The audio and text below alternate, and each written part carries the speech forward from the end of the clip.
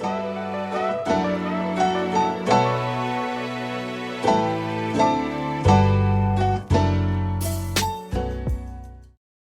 right, joining me today is Jaden Kennedy. We're going to be announcing his recruitment process and announcement to where he'll be playing basketball at school next year. Former D1 transfer from Campbell University. That was how I reached out to you and wanted to talk about this. Like I said, is Campbell, born and raised in the area. My coverage area for House Enterprise is the Big South, so I appreciate the area and what you provided for at least a year there as a freshman. I want to talk through your process as a recruit, both previously and currently. We'll announce where you're going to be heading this fall, as well as just some things about where some goals and things like that. So first of all, introduce yourself, tell people what you're doing and what you're up to. My name is Jaden Kennedy. I'm from District Heights, Maryland. Currently live in Columbia, South Carolina. Lived all over the country. My mom was in the military for about 25 years. So I had great experiences with that. And now just, excited to get to my next place of basketball. I was at Campbell University for 2 years, actually. I graduated high school 2020. I ended up tearing my ACL my first year at Campbell. Second year, coming back, had a little, some growing pains, some struggles. Then decided to transfer to JUCO for my third year this past season. Now I'm on to my next stop. So, yeah. I know talk me through a little bit about the military process. Anything that's kind of taught you? I know there's some famous examples. Shaq obviously was from a military background. He speaks to that all the time. David Robinson, Mike Krzyzewski, a couple of big names in basketball, of course, that have learned a lot through maybe where they grew up through the military process. So what has that taught you, or how has that helped you as a player? No, it definitely teaches you discipline, not only as a person, but like player as well. I'm always, being on time is a big thing for me. Being early is a big thing for me. Doing things the right way is a big thing. My parents taught me about, because, if you don't do things right in the military, it can really affect, your career path. So, doing things the right way, discipline, always being focused as well is something that, my parents really instilled in me, so. Absolutely. Well, without further ado, let's not delay the inevitable. I was going to slip up by accident and say, well, I guess Coach Blank is going to be excited about being one of the first guys in the gym, et cetera. But let the listeners know, let the audience know. Like I said, this will be out. We're recording this on Tuesday, May 30th. We'll be out in the next day. People will hear right now where you'll be going to school. Yeah, so I'll be playing basketball at Oswego State for the remaining years of my eligibility. So I'm really excited to go and get to work and hopefully, make the tournament and win the championship. So. Gotcha. Yeah, we'll get to that in just a second. Talk me through, I was going to say earlier, Coach Jason is going to be really excited about, like I said, your work ethic, getting in the gym early, like you said, some of that stuff with the military background. We'll get into some of the goals there at the end. Want to know kind of the lead up to this process. What did this look like? I know there was over 15 schools, if I had the math right, involved, or maybe more than that. You can correct me on that, but I know it was a long and interesting process. So talk me through and talk the listeners through maybe what, how does that look for you on, from the player's perspective on, okay, I've got this school, that school, all different levels from D2 all the way to NAIA. So just talk me through that process. Yeah, the recruiting process can be real rigorous, can be real cutthroat as well. College basketball is something else. Talked to a lot of schools all over the country, and when it came to my decision, it wasn't more so about level. Like I said, I was at the Division I level, and I'm not really more so worried about the level or a name, being like at a certain school. I'm more so worried about being at a school where I'm happy, or winning, and it's a good environment and the culture. I've had the privilege of being a part of good winning cultures in high school, being going to Ridgeview High School my senior year, being able to win one of 3 state championships. So I've seen what a winning culture is like and what it takes, and so I just want to get back to that and being a part of that. And so that's what really stuck out with me and Oswego. I wasn't really considering D3 at first. But Oswego was, really impressive with everything that I've seen from them. Them being like 56-5 in the past 2 years, making the Elite 8 in the tournament, like everything that they've done winning wise has been really super impressive. So. Yeah, all levels of ball are good ball. I always tell people that. I'm like, there's some really awesome opportunities for guys all over the college and even international landscape as well. This is one of those examples, like you said. I mean, we saw a team out of Florida this year in Division II. I mean, just absolutely run the table through Division II, and picking that there's levels to this stuff. Like, seems like Oswego State's going to be a very, very good fit for you. What are you going to be bringing to the table to a team like you mentioned already? A really good record over the last few years, 28-3 last year, 17-1 in conference. Like you mentioned, the Elite Eight as well. Also, this team can shoot, man. 46, 38, 71. So, what are you bringing to Oswego, and how can you help that team achieve some success? Yeah, I would describe my strengths in my game as being a 3-level scorer and shooter. I really pride myself on that, as well as being a versatile defender. I've guarded a lot of great players, guarded some current NBA players, as well as rebounding. I feel like I bring a lot of rebounding at the guard spot, particularly offensive rebounding. That's something that I really pride myself on as well. My dad always taught me that offensive rebounding can really be crucial to someone's game, and can really help boost your game and make you stand out that much more. So yeah. So far, so obviously, like I said, successful team going into that mold, and obviously being able to be impactful right away. Talk about your relationship with Coach Jason Leon. What does that look like, and how has he talked you through this process? And maybe something he might have said that kind of was convincing. Oh yeah, we've had great conversations, throughout this whole process. I'm big on a relationships kind of person, and through me and his conversation so far, it really stuck out that he was somebody that I could trust and wanted to play for. Yeah, when I met when I went on the visit and we met in person, everything he said about the winning program and how he runs the program reminded me a lot of the high school that I graduated from. So like I said, I want to get back to being in a winning culture like that. And yeah, him describing how he runs his program, the pillars, the standards that they all apply, it really stuck out to me, and was something that I really wanted to be a part of. So. As you'll be obviously going in there, like I said, to a really good roster and a good team, and showing what you're made of. What is something you're looking to add to your game this year, on top of, you mentioned being a good rebounder, scorer, shooter, 3 levels here? What's something you're looking to add to your game to help strengthen what you bring to the table? I would say being able to run the point more often. I've run point in the past. When I was at the high school in New York, I ran point a little bit. But just being able to be more of a full-time point if need be. So yeah, working on my handle, working on, being able to run on offense. So. Yeah, you've got a couple of guys that'll be leaving there at the guard spot, specifically, depending on what some of the eligibility years look like. But you've got a couple of seniors that are on the way out as well. So it looks like there may be a really good fit and role there for you moving forward. I don't have much more. Obviously, you mentioned earlier some goals, so let's talk through maybe some personal, as well as obviously the team you mentioned earlier. Man, win the championship, right? Like, got to get back to some winning ways that you'd love to have. So, right. What's some goals that hopefully you guys in the team maybe have discussed, as well as something you have personally? For me personally, I'm just want to go in and make an impact. Be a part of a winning culture. That's really just all I'm looking to do. Make an impact on the program, and be valued in the program. And as far as winning. Obviously, winning a championship, like I said, they made the Elite Eight last year, and I think that we can really make a good push for a national championship. I've already met with some of the guys on the team. They seem like great guys. Really some really talented guys as well. So yeah, I definitely think that if we can put it all together, we have a great shot at winning a national championship. Absolutely, yeah. One last thing I'll touch on too. You mentioned, I like that you included the GPA part of it, like super intelligent kid. I really appreciate your transparency with that. So, is there anything from the recruiting side of things that obviously the schools do their own research, and I've talked to coaches and players before where, like, obviously, like Rice men's basketball coach Scott Parra was like, we basically have a list, right? And then we go into this, and then we go into that, and then we're like, okay, but are they also a fit for the school? So talk me through a little bit about, like, what you're looking to study, anything like that may be important in that decision, like you went with. Yeah, so Oswego, my degree will be business administration. In the past, it was business management, but they don't have business management, so business administration. The two coincide pretty much, anyways. And so my goal with that is to receive a bachelor's and eventually receive a master's. And I just want to do something still involved with the world of basketball. Whether that's coaching, whether that's being in more of a front office position. I feel like having a degree in business can really help my career in that aspect, Absolutely. So, yeah. It's good knowledge. All right, I'll let you get out of here. I got one last question I like to ask every player or every coach or anybody like that in the process of actually playing basketball or coaching it. Who's your favorite NBA player of all time, and who's somebody you model your game after? I hope the answers are different. All time, I would have to say Jordan. Okay. He's my GOAT.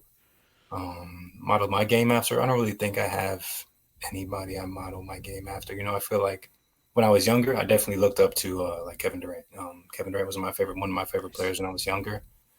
Now I wouldn't say there's anybody really that I model my game after. I just try to be the best that I can be. Whether that's focusing on any type of different things. So. I love it. Yeah, I've been doing this for a couple of years now, talking to coaches and players, and no one said Carmelo Anthony yet. One of my favorite players of all time. When I'm at the park, I feel like I'm a guy that he gets the ball, he's a bucket. So obviously, recent retirement as well. So it's really. I love him back in his Nuggets days. Oh, I like a little further back. I like that. Yeah, I know most people probably remember them with the Knicks because of how the Knicks are as a team and just how much spotlight they really get. But awesome. Thank you very much, my friend. I appreciate having you today, and good luck in the future. For sure. Appreciate you having me. All right. Hope you enjoyed the interview with Jaden Kennedy at the top, talking about his commitment to, as you'll know by now, Oswego State. Nothing surprising now, as you saw earlier. Now to talk about the finals preview, bringing back old friend of the program, Mr. Chris O'Brien. How are you? I'm doing well. I'm happy to be back. Appreciate it. I know you guys literally, timing-wise, is interesting. I know you guys literally just finished your finals preview, so this is all fresh on your mind and fresh on using your voice. So still want to make sure we talk about the finals. Wanted to bring you back on as it's about to get crazy because there's literally going to be no telling what's happening in this finals with all the storylines we're going to talk about in just a second, as well as it is kind of sad. It's like the last time we're going to truly have an opportunity to talk about hoops. Like that people care about, I guess would be the point. I was talking to Ortiz about this earlier before we went live. It's crazy that the season's over already. Flew by. The playoffs flew by too, in particular. I normally don't have the it flew by feeling, but this is the first time in a while I've really woke up and was like, I think it. For me personally, I can't speak for anybody else, but like I watched a ton of games this year. This is the first time I've ever like truly watched a ton of games. I probably watched like 75 Lakers games, which like sounds like a lot.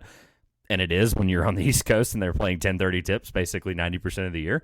And I think just a lot of the way that the League Pass was, I know League Pass had its own problems this year, but like it was the first full immersive year for me on League Pass and like truly using it like it's supposed to be used in the playbacks and all that stuff.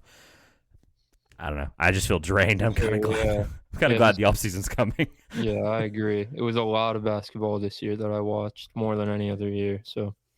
The next time we'll talk, it will probably be, I mean, look, the free agency's coming up, the draft. I know that you've been doing some more draft stuff recently, so we'll make sure. Don't let me forget to ask that at the end about some of.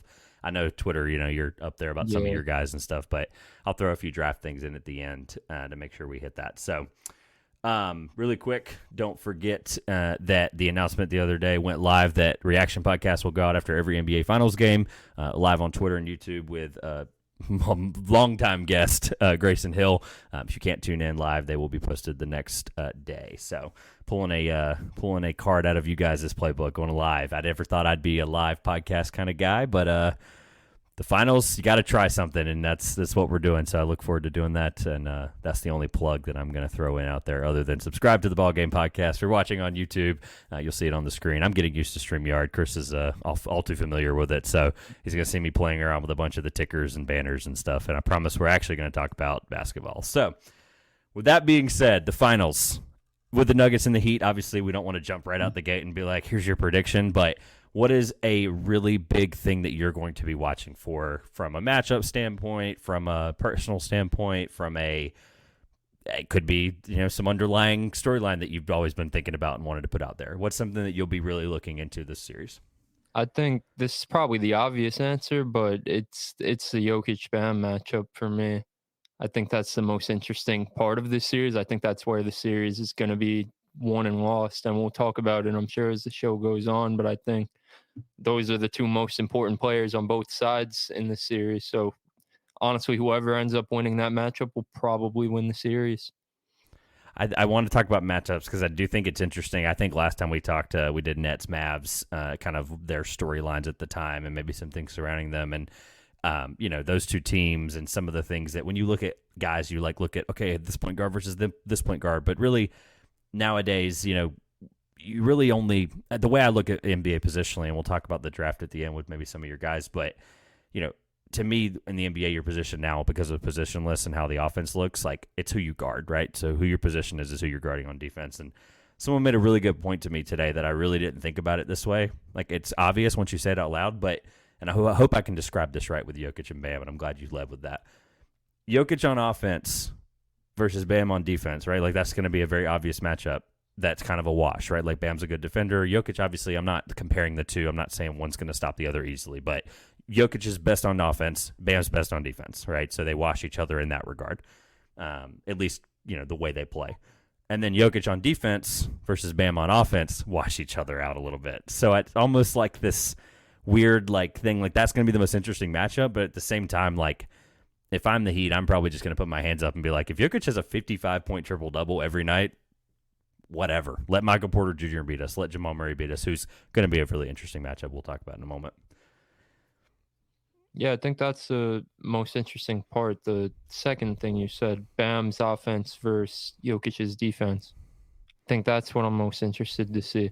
Like you said, Jokic is going to get his regardless. If I was the coach, if you were the coach, the idea would probably be let Jokic beat us.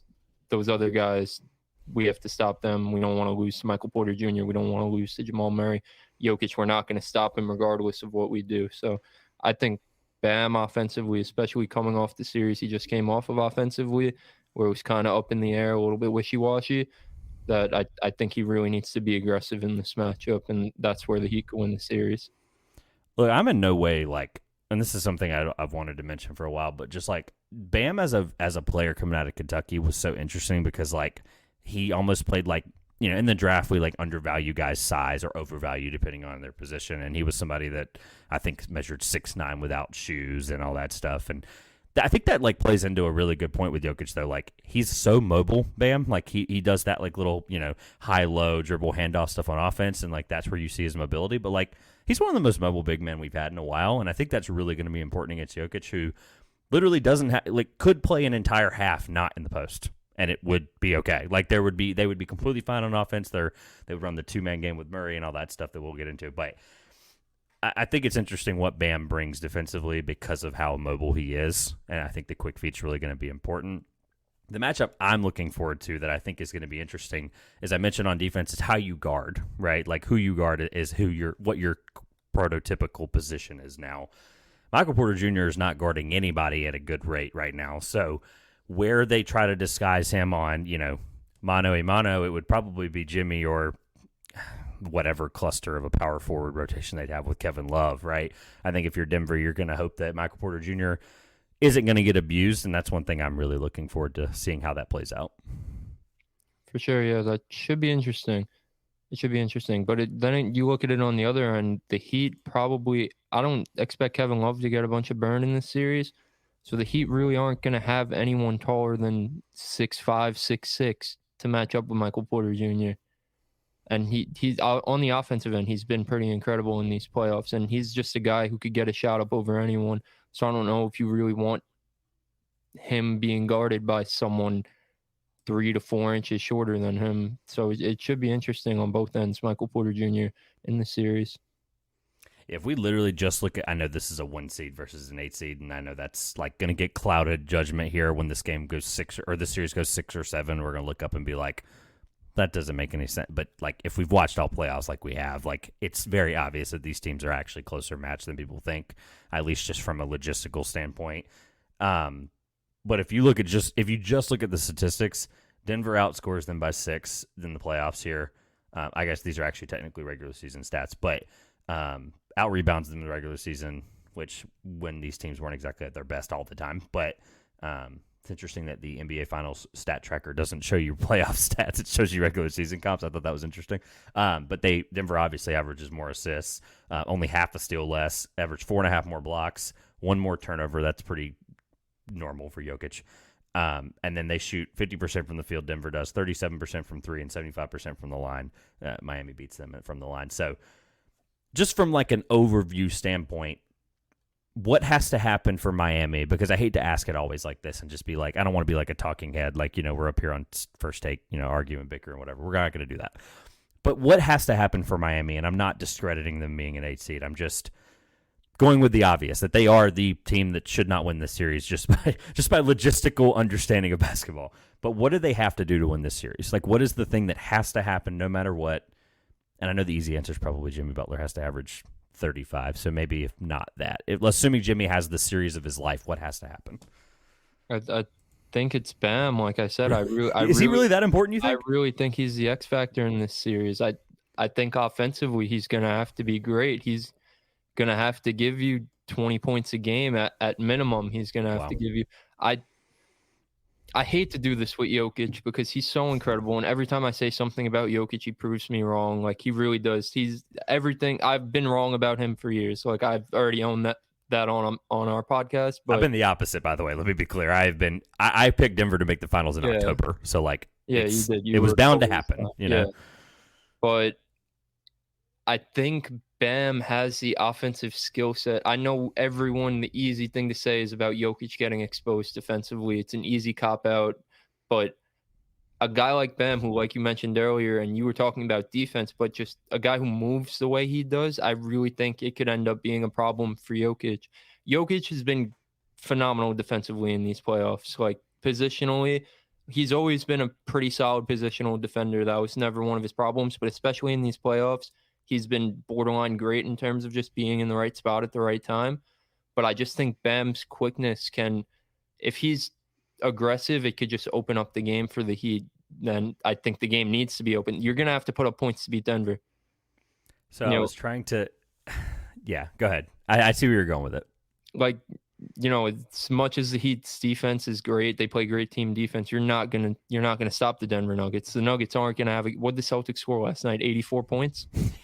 The Nuggets aren't something scoring in the 80s. It was bad. They're not scoring 84 points in a game. Oof. So you're gonna have to put up points to beat them, and I think it starts with Bam. I think Jimmy, you kind of know what you're gonna get. Jimmy, regardless of how the defense he's getting, is going to give you great stuff for the most part. Obviously, he has his stinkers here and there, but for the most part, he's going to get to his spots. He's going to get to the free throw line, no matter what coverage they're playing. But if Bam's aggressive and he's scoring, it opens up the floor for all the other guys, I think. So, and this is where I went down with it yesterday when I started thinking about the finals and how I was going to mentally prepare myself, preview, make a prediction, etc. There has been a situation with a guy on the Heat in particular, and I'm gonna beat around the bush on purpose for a second. There's a player on the Heat that in particular has been a lead player on a championship team that no one predicted or saw coming in that final series, and he ended up being one of the biggest reasons. And it probably got him a statue, and it probably got him into the Hall of Fame. And I'm talking about Kyle Lowry for a reason, right? In 2019, he was very intricate. Whether he shot that poorly in the finals or not, I don't want to hear it. He was a really, really important piece of that finals run. I know Fred VanVleet struggled all playoffs, and then they basically switched roles in the finals, but Kyle was still important, right? And he's a shell of himself now, right? We understand that. He's not a bad defender by any stretch of the imagination. And if he has 2 games, I'm just like two home games, right? They're going to play game 3 and 4 in Miami. He has 2 home games, 2 good games. Home doesn't matter, actually. Let me just be clear. If he has 2 games, right? Whether it's game 6, game 7, game 1, doesn't matter. If he has 2 good games, it swings the whole series. Like if Kyle Lowry has a 30-piece like he had earlier in the playoffs, I believe it was game 1 against the Knicks when Butler went down, stuff like that, right? He can step up in those moments. I think if he's that important for Miami to shut down Jamal Murray, which is totally possible, even though Jamal Murray's had one of the best playoff runs we've seen in a little while. I think Kyle Lowry's going to be so important. Like, and again, I'm trying to, from a coverage standpoint, and trying to talk about like I'm with you. I think Bam is that important for Miami. But I also think, like, as bad as their depth is, like, polar opposite of Denver. Like, Denver can play 9 deep comfortably, and they can play Jeff Green at 10 if they need to. Like, it is what it is, right? But Miami, like, their best lineup is their 6 or 7 guys. And you mentioned Kevin Love not getting that much. They're probably going to have to play him eventually. Like, he's going to have to play minutes, even if it's, like, in those stretches in, like, the second quarter where you can't lose a game necessarily, but you can at least try to, like, keep yourself afloat. Long outlet passes, some rebounds from a big, don't get him too tired, etc. They'll have to play him. But to land the Kyle Lowry plane and kind of get your thoughts on that, Lowry has to just literally be impactful enough defensively. Like he's not going to give you 25, whatever. Like we know that. But he's got to be that important on Jamal Murray because they're going to be able to throw, okay, cool, he stopped Jamal Murray. Now they're going to put out Bruce Brown, Christian Brown. They're going to start rotating these guys in and out, and it's going to be just this point where Miami's going to be too gassed, I think. Yeah, I agree. I think, we haven't even talked about him yet. We're 15 minutes in almost. Caleb Martin, shout out to him. Great player. Just had literally a historic conference final. It's like there's honestly not even much to really be said. Some of the stuff he was doing last night, it really wasn't normal. No. Would you have voted for him? No. Like if you had, yeah, okay. I wanted to like get to the head of that because someone tweeted at me and they were like, Caleb Martin's the best player in this series, so he probably should win the award. He had And a I was good like, case. He definitely had a good case. oh, he was 5. I was talking to somebody about this morning. There was 9 votes. They make it very clear very quickly who votes for those. There was 9 votes, so there can't be a tie. And it was 5-4 Butler. Yeah. So I'm like, I mean, it's a lot closer than I think people understand. Yeah, he definitely had a strong case. Man, Charlotte Hornets the fans only are just- reason he really had a case was because Jimmy had 2 stinkers. Jimmy played better than him for the series if you look at the series as a whole, but the consistency thing, I guess it matters. So that's where he has the case. I don't think he had a game in the series where he scored less than 18. I'm pretty sure. Yeah, something I like think it was that. 18.4 or whatever it was, 18.6. Yeah. So it was nuts. It was nuts, but I don't expect that to continue. I expect he'll play a role and he'll have his moments, but I can't expect him to shoot 60%. His true shooting was literally historic. I don't know what it was, but it was some crazy number. He shot like 60% from the field for the series. I just can't expect that to continue. So, like I said, Jimmy, I think you know what you're going to get out of Jimmy. I personally expect Bam to have a big series, but that's obviously not going to be enough to beat the Denver Nuggets. You're going to need other guys to step up. And a guy like Kyle Lowry, who for the most part hasn't contributed much throughout these playoffs, he's kind of due to have a few big games. So I think he could definitely be an X factor in this series. I do have a talking head first take question for you. Before we get to that, though, there is a really important lesson to be learned in this finals, and I think the negative connotation of it needs to change, and we'll talk about the draft, like I said, at the end, just some guys in this class I'm curious about for you. But the Heat are rolling out, 5, 6 undrafted guys, rotationally, or have at least 5 or 6 of those guys on rotation, and then the Nuggets have guys like Christian Brown, like Bruce Brown, like Jeff Green, obviously, who was a top 5 pick, but is a savvy veteran now. But like the type of guy and where you're drafted is irrelevant now if there's a way that you could fill an NBA role. And that's what's so important to me in this finals is like Christian Brown was one of the biggest reasons Kansas won a national title, right? And by the way, I'm happy that I'm getting his name right correctly consistently right now. I think repetition's important, and I've said Braun forever, and I'm finally getting into the Brown train. But like even Aaron Gordon, like figuring out a rotational spot for him from somebody that was sold off, from the Magic at a discounted rate, right? And understanding what your important piece is, but I think that speaks to the volume of the kind of players that Butler is, who helps make guys around him better, knows that there's buy-in there, which is why it didn't work out in Minnesota. We know that. And then we know what Jokic can be as a teammate and as a passer, and one of the best bigs we've ever seen doing what he's doing. So it's important that I think there's so many valuable pieces, regardless of how Miami's role players or not lack of depth, as I called it, can kill them, I think. But it's also important that these guys, as you talked about with Caleb Martin, unbelievable in their role, that I think we're seeing the showcase of the best player and why that matters.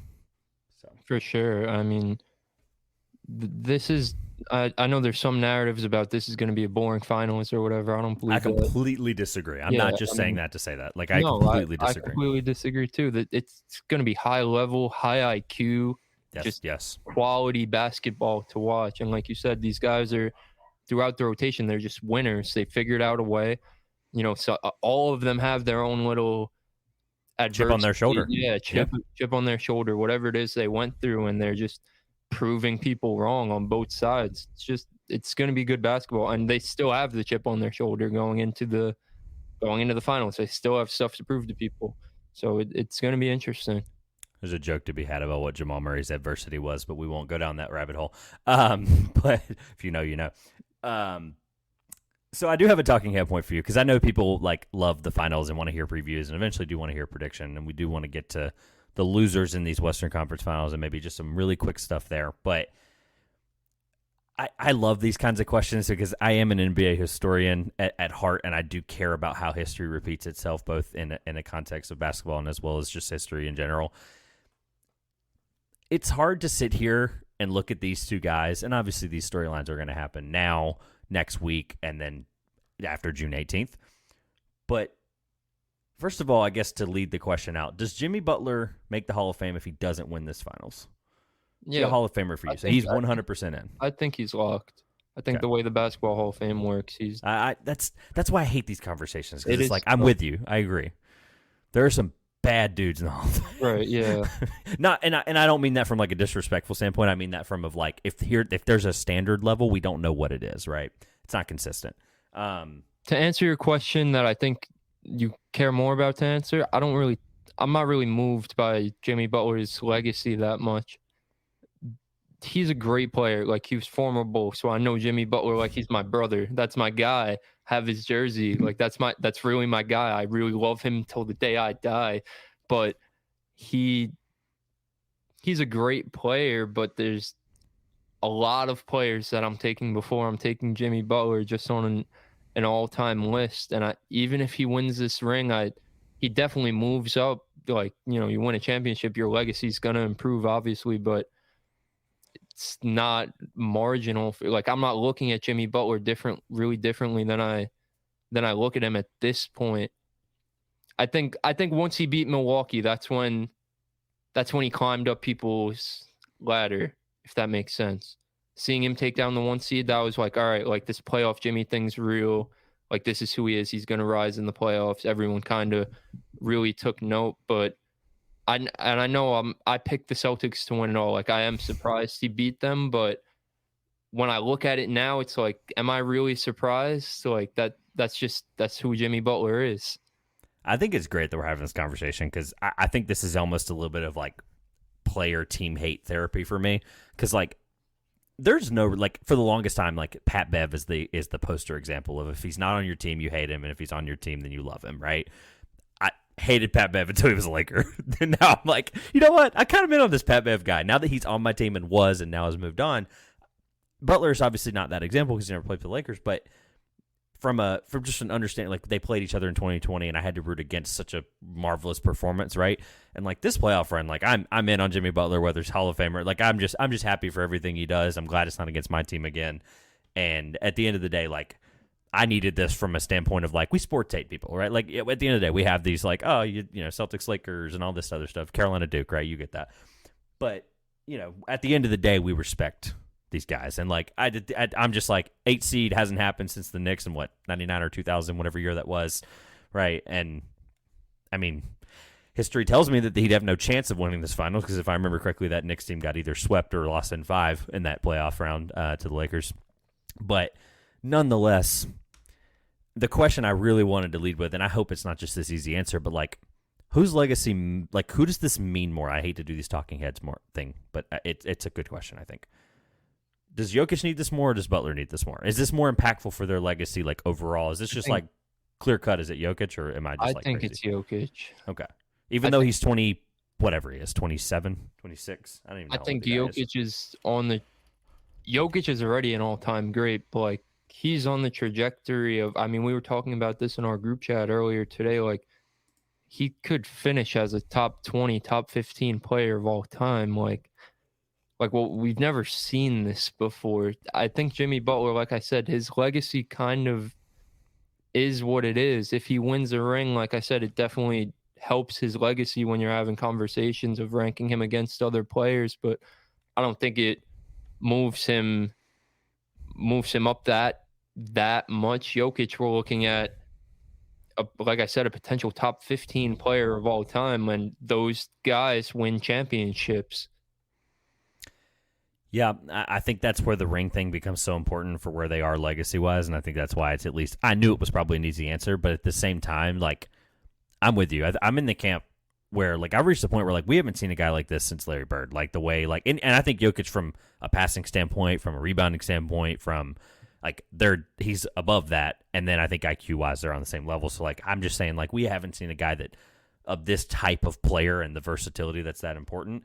I also think like if Jokic continues to do this and like we see the kind of player he is, just from he doesn't have to be heliocentric, right? Like he can be in any place at any time and it be impactful, right? I think we're reaching the point where I think people need to understand that like he might be, you mentioned top 15 at the end of his career. Like he might be a top like 10 offensive player of all time. Like I've reached that point. I've heard people call him like a top 3 or the best offensive player of all time. I'm not there yet, but like I think he's pretty easily a top 10. Just it's happening. Offense, I think he's pretty easily a top 10 offensive player we've seen, at least peak wise. Obviously, he doesn't really have the longevity yet, but he's still in the middle of his career. He's just now 28. I just looked it up. He's 28. Just now entering his prime. So, and that's the thing about the prime that's so interesting is like the NBA like has shifted in the way it's like, the health and the rehabilitation and all of that stuff, right? An ACL or an Achilles used to be career ending, and now it's 12 to 18 months and you're back. And you can also be an all-star apparently with that too. But it's one of those things like 28 like almost doesn't even mean anything anymore, because I'm like, a guy like him, especially like other than the beating he'll take as a big, like he can transition into like this just point guard at 36. Like, why can't he do the same thing Chris Paul did, right? Like slim down, go vegan, just be a point guard at 30. Like, why can't he do that? I'm not wishing the next few years of his career, but I do think this finals is really important for him because you're never guaranteed another one, right? So it's kind of like, if I care about the two, like if I had to just pick one, like pick a straw or make a stance and be like, this is the guy I want to win it, like I want Jokic to win this finals. Like I want people who have been irrationally hating, and you're not in that camp. Like I give you credit for that, right? Like you're in the just didn't believe in him camp, right? Like some guys were on Giannis. Like it was just like Giannis was a multiple-time All-Star, and people were still like, and a Defensive Player of the Year and MVP, and people were still like, yeah, I don't know. I'm like, yeah, I don't know. He finally won a title, and it was like this like moment for people. But I'm just ready for people to just be like, who just hate Jokic, even if it's just like a troll thing. Like I just can't wait for them to just have to deal with the fact for the next 11 months that he's an NBA champion, and they'll be the reason that they win it. I mean, right? Look at a guy like Dirk. No one could ever question Dirk's legacy. I loved him so much in that finals right, run. Just among like the basketball community and discourse, no one ever has anything negative to say about Dirk at all. Like, I mean, it's Dirk's nothing. Like literally a legend. I think more people hate Tim Duncan long term than they do Dirk sometimes. Like it's so interesting. Now that I think about that, I feel like I've heard more. No one hates Dirk. You look at a guy, and the narrative on him just completely flipped, because the narrative before he won wasn't very pretty. He was Karl Malone before that title. Yeah. They were literally in this. Well, okay, off court aside. Let me just be clear for the aggregators. Let me be clear. Yeah. But he was basically him and Karl Malone had the same career, all time wise, and it just all of a sudden that title and the way it happened, ironically enough, against the. Oh man, this is like NBA history writing itself here, right? I mean, I feel like we're just the commentators now. I mean, this is just crazy. All right, I do want to touch on the Celtics stuff in a minute, and the Lakers stuff very, very, very quickly, because I really don't think that. I mean, I think there's some at least thing to be talking about with LeBron stuff, but ultimately, who wins this series?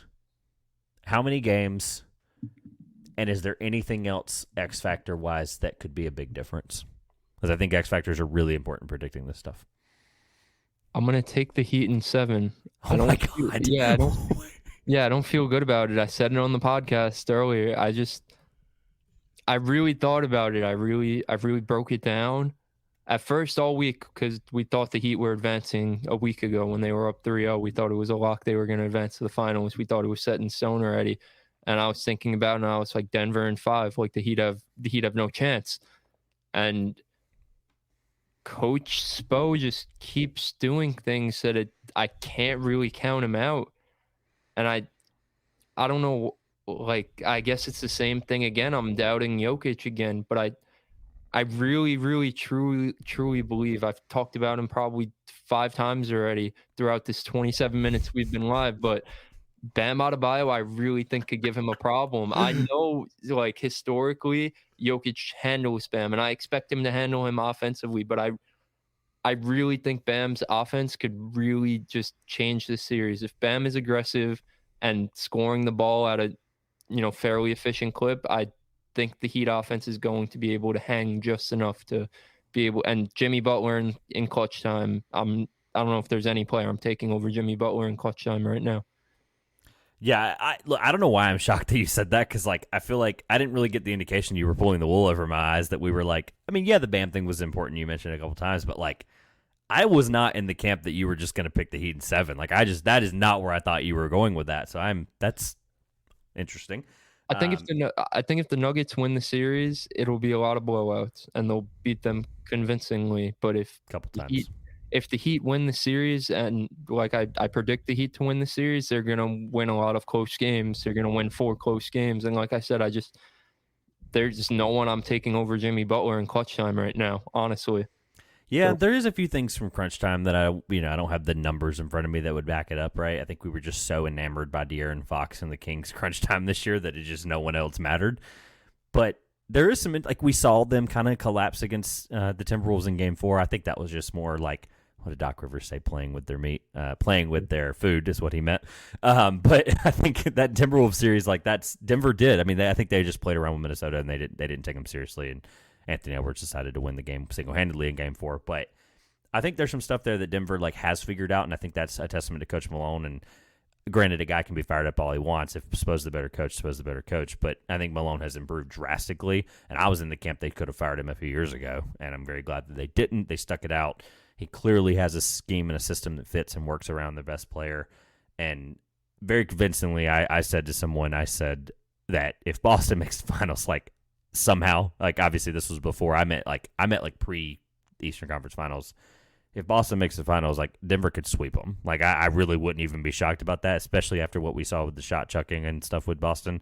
That is going to be my segue to Boston in just a second. But at the end of the day, I do think that Denver is this good. I do think sometimes there is just years where, like, the best team wins because they're the best team. And I know that that's going against every single thing. And I have a pit in my stomach even having this therapy session out loud with you. Like, I really don't pick against the Heat for any legitimate reason other than the fact that I do think Denver is the best team, and I think they win in 6. fair enough. So really quick on Boston, I want to make sure we leave time for the draft and stuff at the end because you and I have never talked draft before, at least publicly. So really quick, Boston has a lot of things that are really all over the place, obviously, with, first of all, they, like, literally were playing the Red Sox come back in the arena multiple times. Like, it just, like, the energy was there. They could have done it. They would have been the first team in basketball history to do it, yada, yada, yada, right? But we could be here all night talking about the things in the offseason. We're not going to spend forever on it, but I do want to get your thoughts on a couple of things. First of all, I mentioned pre-recording that I would like to make sure the record is straight for everyone involved. I made it very clear in my solo pod last week. Joe Mazzulla, at 34 years old in his first year, guiding one of the more intricate teams in NBA history from this standpoint, he should not be fired after 1 year, yes or no? Absolutely not. Thank you. 34 years old. If he won, I think I said this to I don't remember who I said this to on a pod, but if he won the NBA Finals this year, he would have been the youngest head coach to win it by over a decade. It's crazy. It's nuts. Doesn't need to go, right? Obviously, you lose Will Hardy, you lose a couple of important bench pieces, right? You lose a guy like Ime Udoka, who's very important, very simple. I just don't understand a guy getting fired. This isn't the NFL where, like, it's a win-loss thing for the draft and it's that simple, right? Like, you're losing a bunch of games, you should probably get fired, or whatever, change of scenery, yada, yada, yada. But I think the more interesting thing is, like, I don't want to sit here and just, like, agonize over the thought of Jaylen Brown being a $54 million player a year that would rise to 60-something odd million and end up being a $290 million contract. I think you, I, and everyone listening just got nauseous when I said those numbers out loud. That's just where we are with the CBA. But I know we have time to think about it, so I'm not going to ask you for this rash answer. Are they trading Jaylen Brown? But, like, is there a move that's not involving the two T's or two B's? What do they call them? The two J's. Thank you. God, doing these pods back to back. Two J's, right? Is there a move that you're interested in or been thinking about that might be really important for Boston, or are you at the point where you have no idea what the heck's happening, like, in the next 12 hours? I think they have the same problem they've had for years now, honestly. I thought they were going to get over that problem this year, hence why I picked them to win it all, but the problem and the hole in the roster is still there. That's why I picked them to win it all this year, because I felt like every team this year had some type of hole and flaw in their roster. No team was perfect, in my opinion, but they lack playmaking. They severely lack playmaking. They've severely lacked playmaking for this whole run that they've been on, I feel like. And you see that in a game where Jason Tatum gets injured in the first 25 seconds of the game, and now you have to rely on pretty much Jaylen Brown to be your go-to guy, but you don't really have anyone to get Jaylen Brown in his spots. So now you're not only asking Jaylen Brown to be your guy, but you're asking Jaylen Brown, like, hey, we're giving you the ball and we're getting out of the way. Go make something happen. And that's just not who Jaylen Brown is.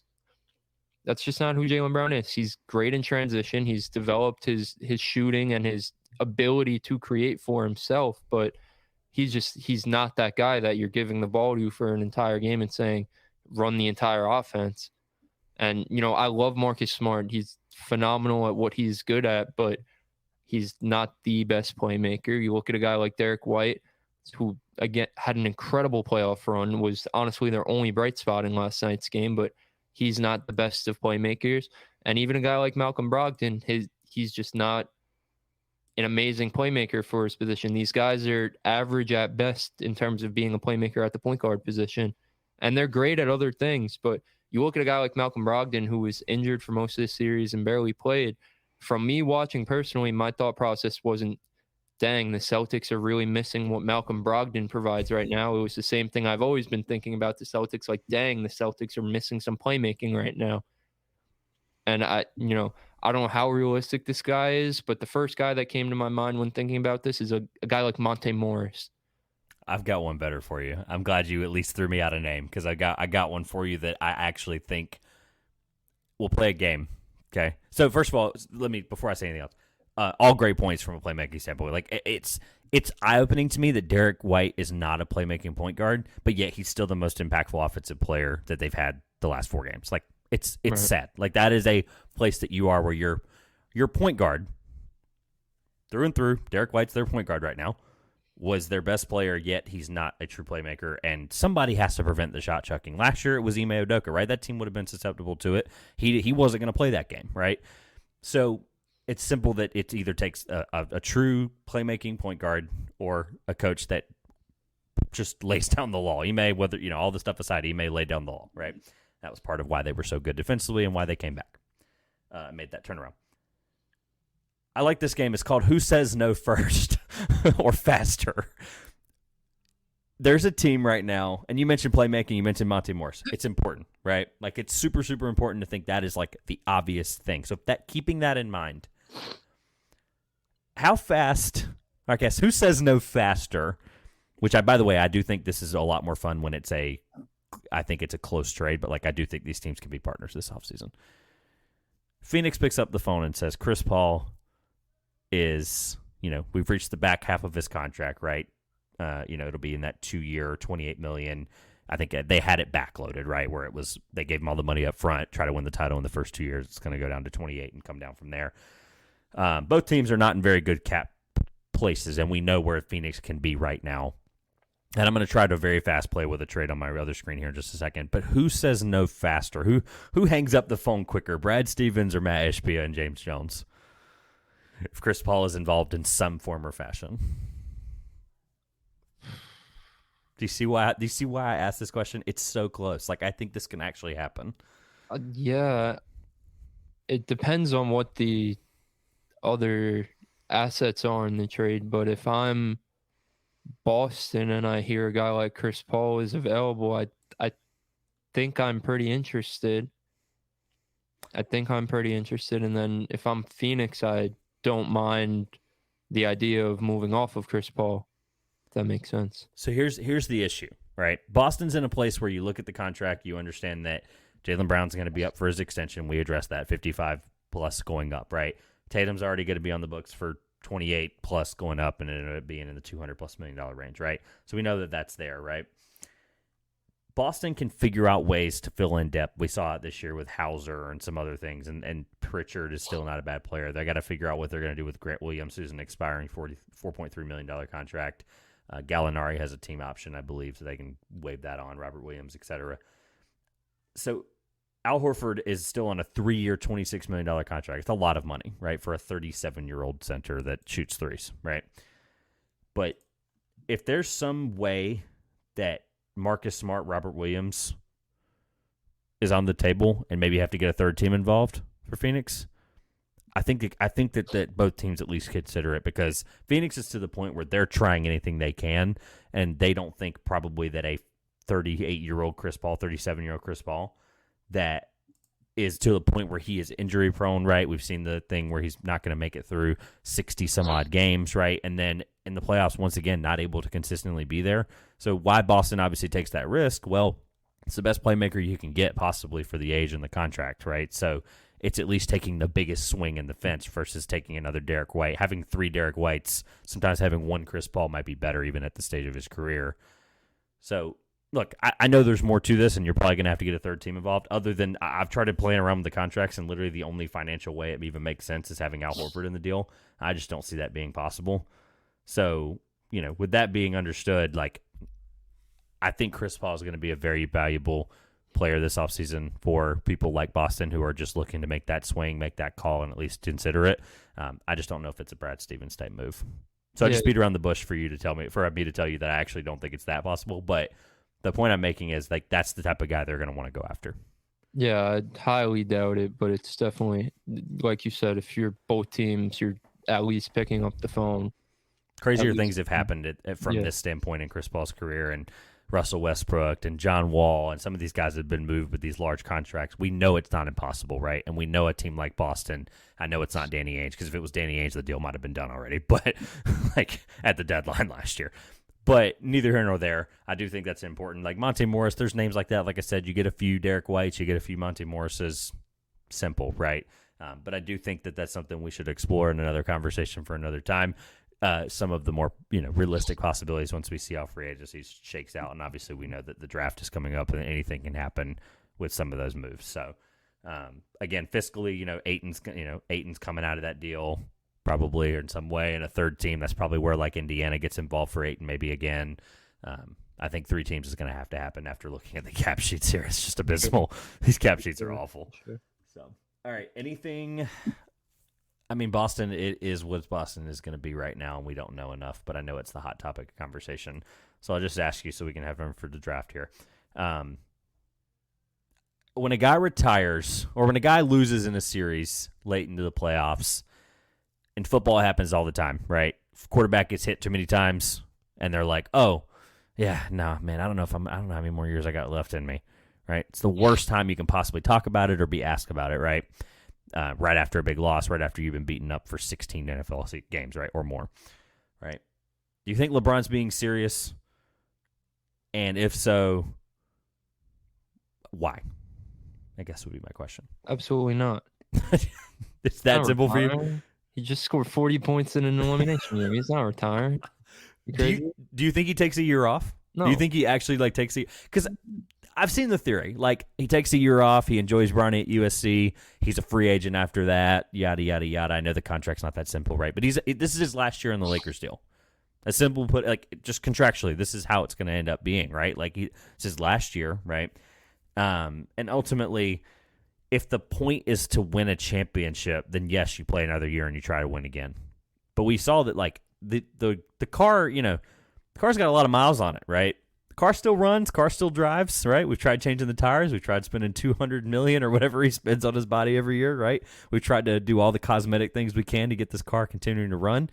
But sometimes the car just doesn't always look the best, right? And that's what we've seen. I'm using LeBron as a car analogy, and it's not always perfect. But the point I'm making is I think it's interesting to think that the timing of this is like he knows what he's doing, right? Like the 1-year contract left. Bronny ultimately has a good year at USC, hypothetically, and he goes on to be even if he's a second-round pick, right? Like at that point, LeBron's made it very clear if the team is willing to do it, he's signing with the team that drafts Bronny, right? So the year off the table, right? Or do you think are you in the camp that he did this for narrative? I think he probably did it for narrative and to shape it. Yeah, and that's okay. I don't care. I like it. It doesn't I like really that you don't care. I like that you're like, okay, yeah, who cares? I don't know. It's That's LeBron. what LeBron does. Yeah, like there's always, if he loses, there's always a story. That's how it is. I don't think that's LeBron coming out and saying there must be a story, but it's part of his marketing and PR team over the years. Like that's just how it is. It was just the right thing to say. Like maybe the idea behind it was just to light a fire under Anthony Davis. Who knows? I like that you're giving me all these other angles I didn't think about. I don't know. I just can't see him. He loves the game too much to just sit out, especially to just sit out for a year when he's under contract, when he knows that's crippling the team. Yeah.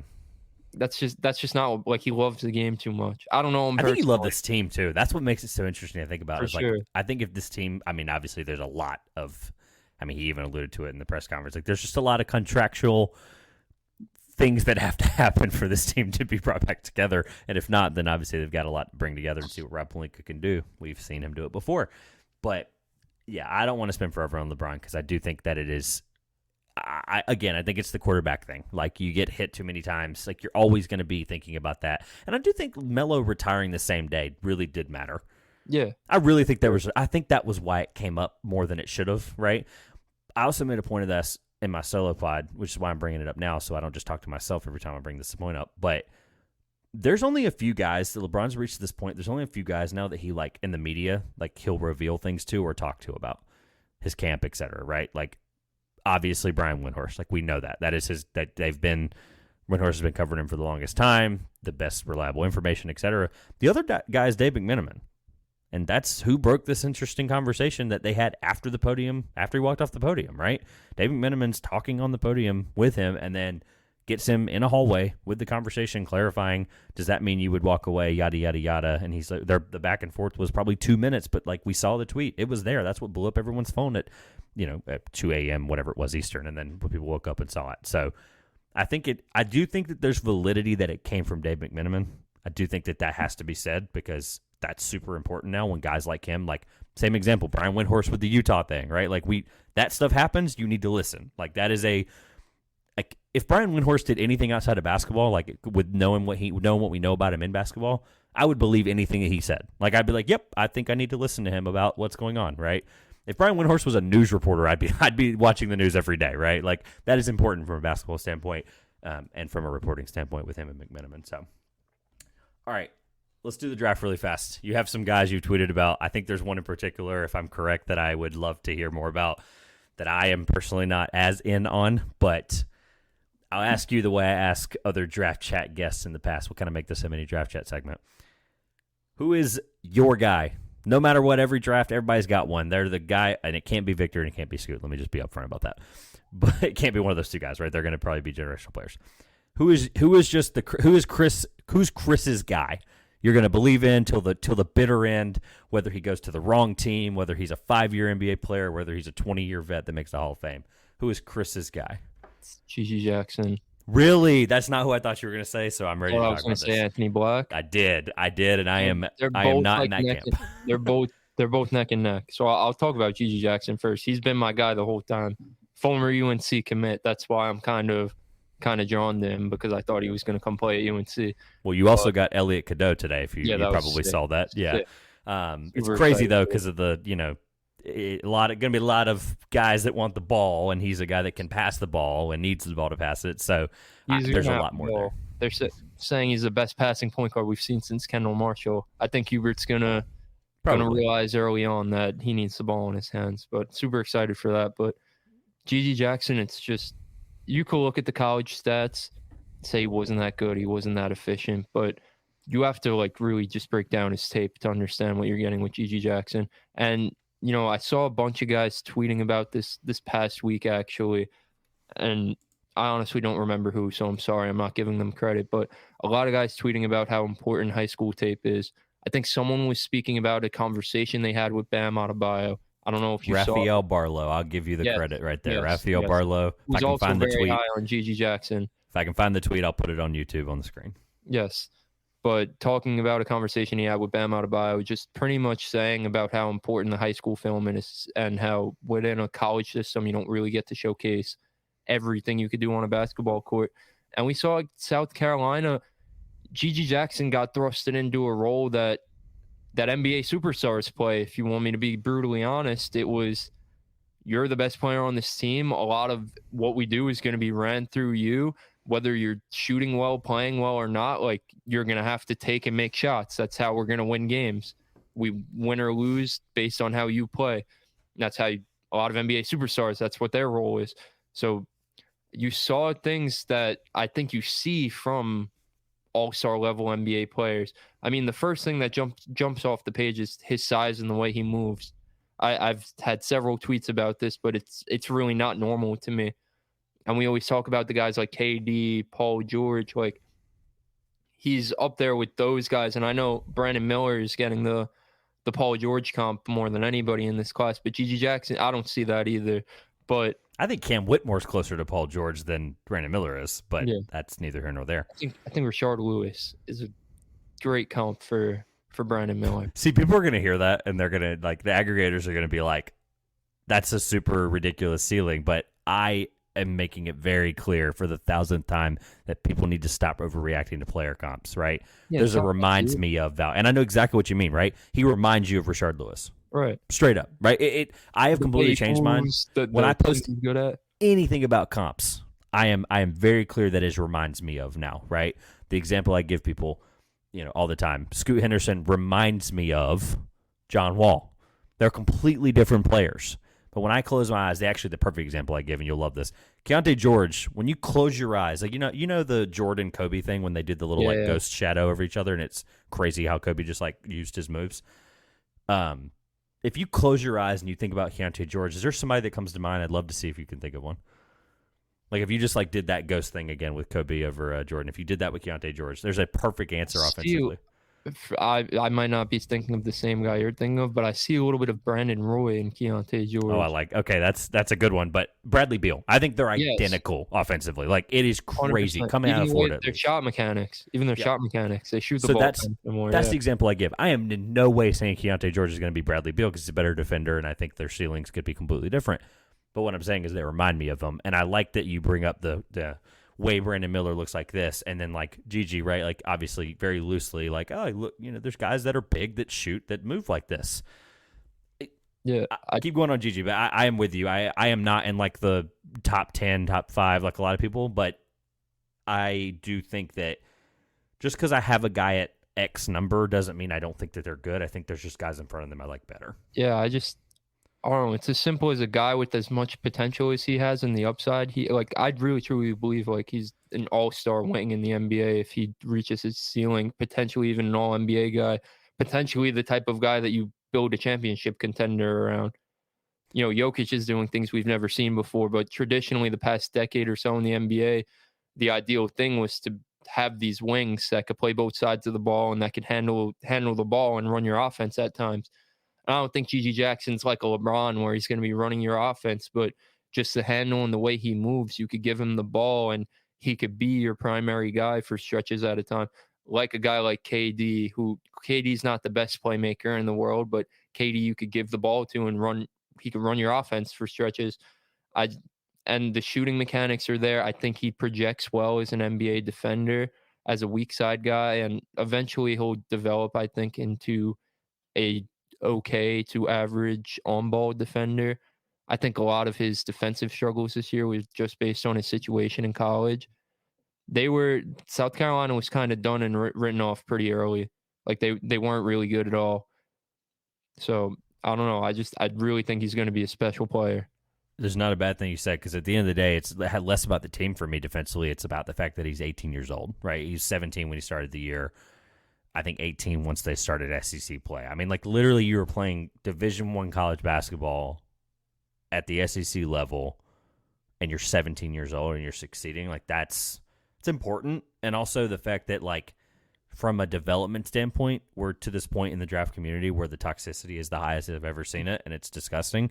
And he's a guy that's like tearing people apart because like of the attitude stuff, the Instagram story, whatever. I don't want to hear it. I want to hear the fact that this is one of the best shot makers, creators in this class, in the last couple of classes, at 18 years old, who's, by the way, 6'10" without shoes, if I'm correct, 6'9" without shoes, whatever it is, 6'11", 6'10".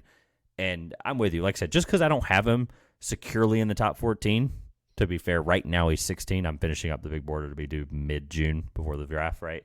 I'm not going to put one out on the first that's not ready. It is what it is. But he's a guy that needs to be considered for a team that like is ready to give him time and ready to just like say, this is the guy that we're going to build our championship team around. Honestly, as crazy as it sounds, I know Franz Wagner is a very similar player in that regard of like, big potential, long arms, shooter type of guy.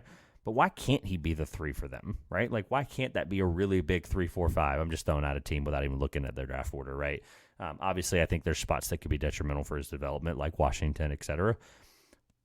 But at the end of the day, Gigi's really, really good, and I'm glad that you said him and not Anthony Black. I think even the Spurs. I know there's been rumors about the Spurs potentially trading for another lottery pick. I think you've draft, obviously they're getting Victor. You have Victor, and now you have Gigi Jackson. Like, forget everything else. Like, yeah, they have a cool young core already in place, but like those are your two guys. And like if those two guys hit what I think is their peaks, like those are the two best players on a championship team right there. Like there you go. Like that's your foundation right there. You could fill out the rest. I like that. I don't think they'll move up probably, but I think they'll so take either. advantage. They'll take advantage if he falls. They'll take advantage of the fact because I think they have one somewhere in the 20s. I think they have another first, right? So regardless if they do or not, I'll be really quick on Anthony Black because I know he's your other guy, right? And I'll give you two of mine, and I'll ask for a sleeper, and we'll get out of here. So Anthony Black, I still have in the top 15. Let me just be clear, like 14 or 15 right now. Right, so I'm not saying I think he's not going to be good. What I'm undervaluing that people are overvaluing, I think, is the shot making long term, right? Which I think is something that can get better, and I'm not discrediting that, but I think he's going to be really awesome. And by the way, I've told you this before. I think if not, then I'll tell you this. I don't throw the term connecting piece around at all because I think it's a very, very high praise especially for a prospect. There's only 3 in this class, and Anthony Black is one of the best connecting pieces in this class. So if I can say that about him in one vein, and then also be like, hey, I don't think the shot develops very quickly, if not at all, like consistently long term, right? Very like Lonzo Ball-esque, even though it did come around for him later in his career before the injuries, right? I do think his shot was getting really good, but at the end of the day, I just think that he's going to be better as a secondary playmaker, and I think that's okay. And I think that's why I'm undervaluing him. Now, if he ends up getting the ball in a place like Orlando, that's awesome. Like I keep using Orlando as like because they literally need everything except for technically a 4 to 5, right? Like they need 3, 4, probably 3, 4, 5, whatever. They need any guy like him, right?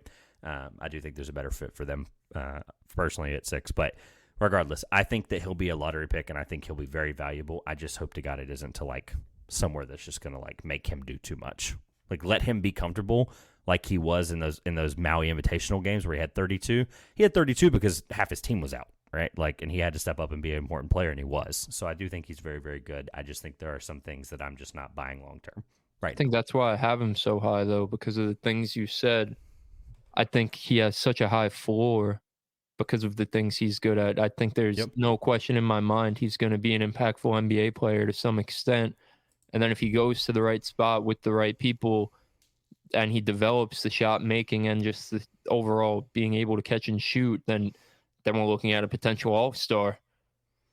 I mean, he's going to come in automatically and be one of the better defensive guards in the league just with his size, honestly. Forget about his defensive skills and what he's like mental and all that stuff. Just strictly because of his size, he's going to be a very good defender. And then you add that he's good with his hands and stuff like that. Like he's going to come in and right away potentially be an all defensive guard. Obviously, he won't make an all defensive team as a rookie, but he's going to play that type of value. And then you look at his playmaking, like you said, in terms of being a connecting piece. I mean, he's a great playmaker.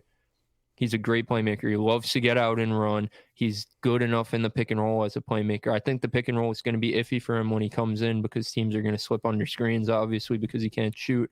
But he's a good enough playmaker out of the pick and roll already. And then if he develops the jump shot, I think he becomes a lethal pick and roll player. And I just think he's pretty safe as a pick, and that's why I have him so high.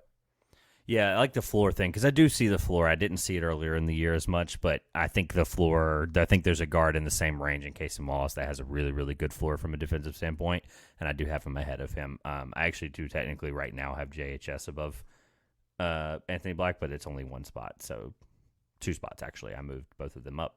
So there you go. Live accidental slip up there. They both moved up multiple spots, and actually GG is now 13th. So I've actually started playing around with it more. This is by no means done. All this could be outdated tomorrow when I sit down and do it again. Around a lot over the past week. Yeah, I mean, I'm not ready for mine to come out because I'm not ready for the reactions because I do think I've reached the point where there's some guys that I've just like completely like I'm set where they are and I'm okay with that. I'll give you a sleeper and you can give me one and we'll get out of here. A sleeper that I think is really important right now. He's not necessarily a sleeper now after the combine performance, but Olivier Maxence Prosper is another guy. But the guy I'll actually give you, I think Trey Alexander's deserving of a late first-round pick, and he's unbelievable. Guy that I really just like didn't understand at first throughout the year with Creighton because of the other playmakers in their backcourt. Then I realized that he's the best playmaker in their backcourt. He's one of the best pick and roll players in the country, and he has a 6'10" wingspan. Yeah. Like all of it just added up. I was like, you know what? This is. I don't need to overthink this. So yeah, very excited about him. Who's a sleeper for you? Sure. And everybody, by the way, everyone's sleeper is different. Like I think people need to hear that. Like I have Trey Alexander in I think 30 something right now, like mid 30s or low 30s, and people might have him in the 50s, and that might be why I consider him a sleeper, right? And then for you might give me a guy that I've got in the 10s or the 20s or so. Sleeper is subjective. So whatever you say, I'll be curious where it ends up. Yeah, I think there's so many. I think this is really such a loaded draft class, honestly. I don't know if that's just because it's the most in-depth I've personally covered a draft class to this point, but I felt the same way for this year, and then I looked. I just hate the 20s. I hate the 20s because I don't think I understand. Like, I'd love to put these guys in the 20s and the teens like they deserve, and I'd love to put these guys in the 20s and the 30s because there's just some NBA skills that they just have. Like, I just hate, I hate 19 to 22, 19 to 27. it's iffy there because there's kind of like a tier gap. Yes, that's essentially, yes. Yeah, but my biggest sleeper, probably a guy that I think I'm higher than almost all consensus on, is Adam Flagler from Baylor. I like that sleeper because I think he's outside of my top 70 right now. I think whether he gets drafted or he's a two-way guy, I think he's just one of those guys. I don't think he's going to reach the heights of a guy like Jalen Brunson, but I always use Jalen Brunson when I make this example. He's just one of those guys where you watch them in college, and it's kind of inevitable that they're going to make an NBA impact, in my opinion. He was a winner in college. He could shoot the three ball, he could play make, and he could defend. It's as simple as that. 3 skills that'll get you playing time on an NBA roster. Now you're making me second guess something. I haven't made it into the 60s and 70s necessarily in detail just yet. Again, I have a ranking there, but not necessarily one I'm willing to put out publicly on him yet. But at the end of the day, look, that's convincing enough right there that there's some things that I need to look at again. So I like it. I'm glad we had this conversation. All right. I think last year he was arguably Baylor's best player. Yeah. When UNC beat them in the tournament. Not this year with Keontae George, the year prior when Sohan was still there. I think he was arguably their best player during the season. So definitely one of. All right, my friend. Thank you, first of all. Second of all, plug away everything. I'm going to go ahead and put it on the screen again. Subscribe to the Ball Game Podcast below. Everything will be linked for you, but plug away. Let people know what you are working on, what you've got working on, etc. Yeah, just check us out on YouTube, the Ball Game Podcast. We're on TikTok, Instagram, Twitter, all that fun stuff. Just look up the Ball Game Podcast. We'll probably come up, but similar content to what you're seeing over here. Just trying to get in depth with the NBA. Not as much college stuff over there, but I'm going to try and get the guys to do their draft research sometime soon. They keep telling me no. I keep suggesting a mock draft to them, and they keep telling me no, we're not ready yet. So hopefully soon. But they're running out of time. They have 23 days tomorrow. Yeah, it's well, that's what I keep telling them. I keep telling them, let's do a mock draft, and they're like, nah, it's too early. It's too early. But I'm like, bro, we could do multiple mock drafts. It's too early when it's literally the draft's on the June 22nd. I love it. Hey, look, I get it. Some people just don't do it. It is what it is, and I'm with you. I appreciate you trying to be in it and just go through it because it's a really this is the first time I've never published a 100 list before. Like that blows my mind to think that I did 30 last year, and I'm proud of that 30 because a lot of those guys are really good, and I'm very happy about it. But then 100, there's going to be a guy 97 that I'm going to be really mad about. I'm going to be like, he worked out. What the heck? I'm just going to be mad. It is what it is, and it's going to be a lot of fun. So thank you again for so much. Obviously, Heat and 7 for you. So I'm looking forward to having you back on free agency, draft, whatever it is in the future. So keep doing what y'all are doing over the Ball Game. I appreciate your time. Appreciate it.